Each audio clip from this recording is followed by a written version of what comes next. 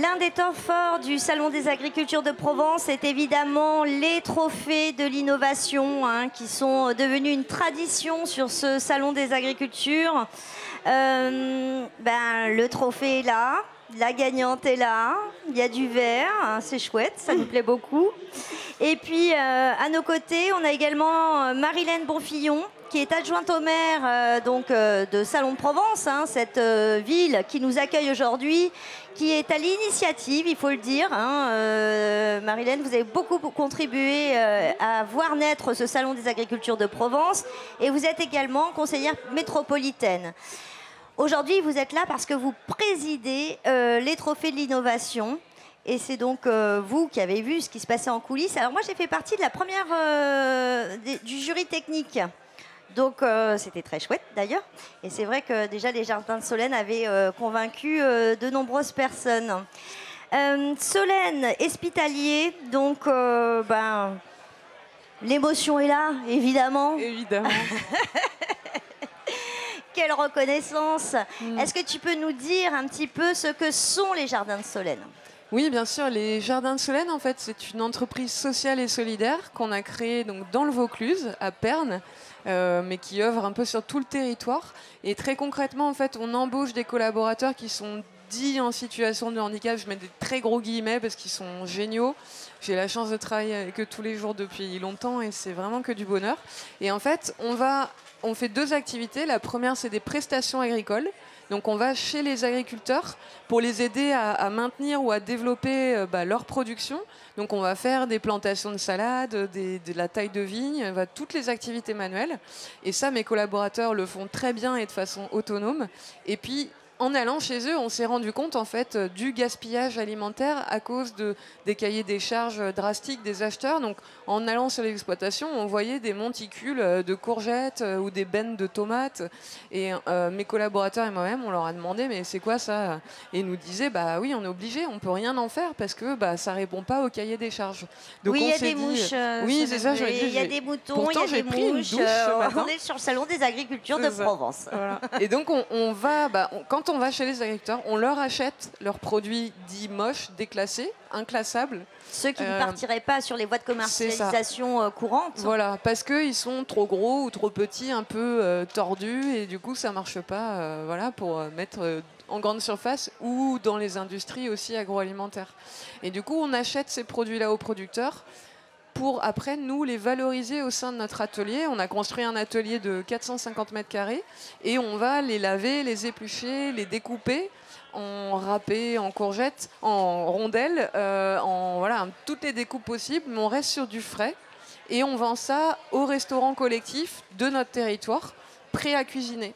L'objectif est multiple, il y a bien sûr de lutter contre le gaspillage, mais surtout d'accompagner les agriculteurs, de les aider en fait à mieux vivre de leur production, parce que Dieu sait que on sait que c'est compliqué, et aussi de permettre au fait aux restaurants collectifs, aux collectivités, madame sait très bien le sujet au niveau des circuits courts et de la proximité, c'est compliqué parce qu'il y a les contraintes sanitaires, il y a les contraintes logistiques, il y a les contraintes de personnel, d'équipement au sein des cuisines. C'est pour un acheteur et pour un cuisinier, passer beaucoup de temps à faire du sourcing, c'est-à-dire à appeler le producteur de courgettes, lui il en a plus, on a plein un autre, appeler le producteur de carottes, c'est pas concevable. Une fois qu'on a les produits, de passer du temps à éplucher 500 kilos de carottes par exemple, c'est pas concevable non plus. Donc ça permet en fait d'identifier les contraintes, les handicaps, les difficultés de nos écosystèmes alimentaires locaux et d'amener une solution sur mesure. C'est une vraie solution qui répond tout à fait aux besoins des projets alimentaires territoriaux aujourd'hui. On se rend compte qu'effectivement, chez les cuisiniers, il y a des problématiques de logistique, d'approvisionnement, de transformation. Là, tu as décidé vraiment d'agir. C'est ultra local, on est d'accord ? C'est Pernes, les alentours. Au niveau des producteurs, oui, ouais. Mais la commercialisation, tu l'as... Et la commercialisation, on commence à l'étendre parce que c'est là où c'est intéressant quand on met le doigt dans l'engrenage, c'est qu'il existe déjà des circuits logistiques. Oui, on a des plateformes. Voilà, avec des opérateurs privés, pour pas les citer, Elior, Sodexo, etc. Eux, ils sont très très bien structurés au niveau logistique, mais pas forcément avec les produits locaux parce que c'est des gros opérateurs, des gros acheteurs qui viennent de partout en France. Mais par contre, on peut s'appuyer sur ces circuits logistiques. Donc aujourd'hui, par exemple, on fournit le restaurant collectif du Crédit Agricole à Aix, mais parce qu'il y a des circuits logistiques qui sont déjà mis en place, quoi.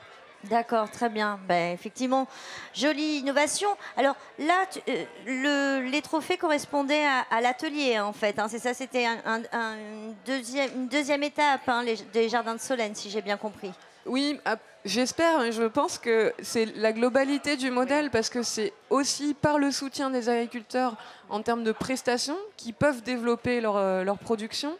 Et après, il y a la transformation qui est aussi un autre axe. Donc pour moi, c'est vraiment au global du modèle. Mais alors Marilène, dites-nous tout. Qu'est-ce qui a convaincu le jury sur ce projet? Alors c'est vrai que son projet cochait toutes les cases. À la fois les agriculteurs donc récupérer des produits souvent invendables, donc on lutte contre les déchets.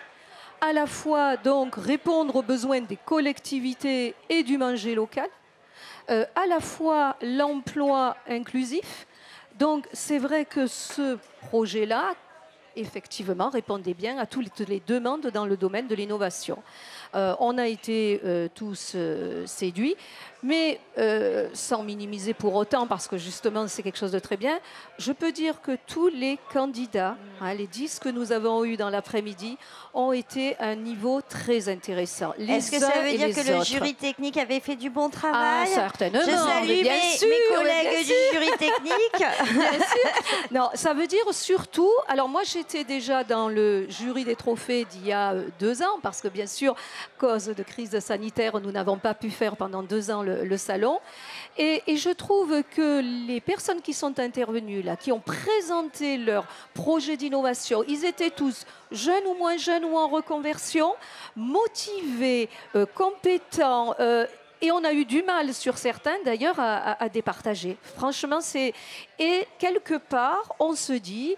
il y a du potentiel pour l'avenir. On a du potentiel. Voilà. Il y a du travail de fait dans le domaine de la lutte contre les maladies et en ayant à cœur un côté économique, il ne faut pas l'oublier, le côté économique du développement de l'agriculture, de lier avec les consommateurs et la qualité et de préserver l'environnement. Ouais. Je crois que tout ce que l'on dit depuis des années là-dessus, c'est en train, j'allais dire, la mayonnaise de prendre. Et là, franchement, nous avons tous été presque bluffés de la qualité de tous nos intervenants qui, en plus, sont venus nous faire déguster, des fois, leurs biscuits ou autres, leurs produits. Et les Jardins de Solène, c'était... Oui, un projet qui était véritablement, qui classait tous les éléments. Voilà. Et en tant qu'élu à la ville, j'avoue que d'avoir ce type-là de projet d'innovation, faire des appels d'offres et avoir des réponses de cet ordre-là, c'est intéressant. C'est intéressant. Très intéressant. Bon, alors ce qui veut dire qu'on n'est pas prêt d'arrêter les trophées de l'innovation. On voit que ça met des coups de projecteur sur des projets qui sont pleins de sens pour notre territoire.